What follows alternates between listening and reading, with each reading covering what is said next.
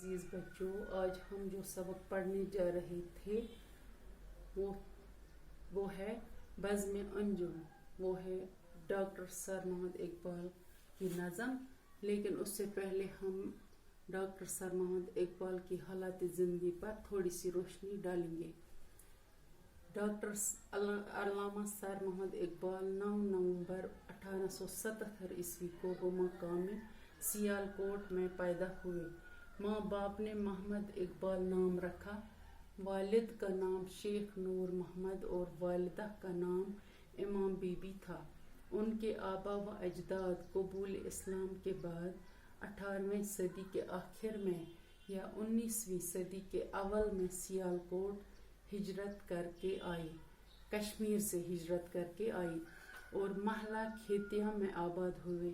انہیں اپنے کشمیری نژاد یعنی نسل ہونے پر بہت ہی ناز تھا. کشمیر اور کشمیر کے لوگوں سے انہیں بے حد محبت تھی، جس کا اظہار ان کی اردو اور فارسی کی کئی نظموں سے ہوتا ہے.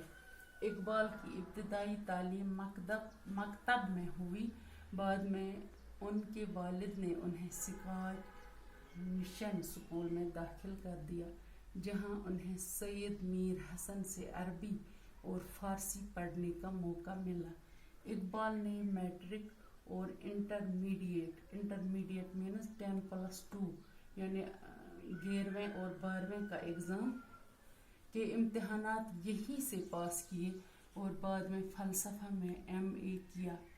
اپنی تعلیمی زندگی میں اقبال نے کئی لوگوں سے استفادہ کیا، لیکن سیالکوٹ میں سید میر حسن اور لاہور میں پروفیسر تھامس آرنالڈ نے ان کی زندگی پر بہت گہرا اثر ڈالا.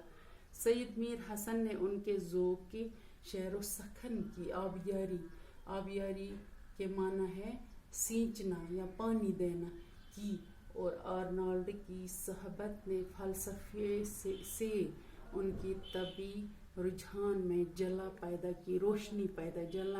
کے معنی ہے روشنی پیدا کر دی. 1905 عیسوی میں اقبال انگلستان گئے، جہاں وہ تقریباً 3 سال رہے. اس دوران انہوں نے میوک یونیورسٹی جرمنی سے PhD کی ڈگری حاصل کی اور لندن سے بیرسٹری کا امتحان پاس کیا. 1908 عیسوی میں واپس وطن آئے. انگلستان جانے سے پہلے انہوں نے لاہور میں اورینٹل کالج اور گورنمنٹ کالج میں استاد کی حیثیت سے کچھ دیر کام کیا تھا. انگلستان سے واپسی کے بعد انہوں نے وکالت کے پیشے کو ہی اپنایا. آخری چند برسوں میں اقبال کئی طرح کے امراض یعنی مرض بیماریوں میں مبتلا رہے.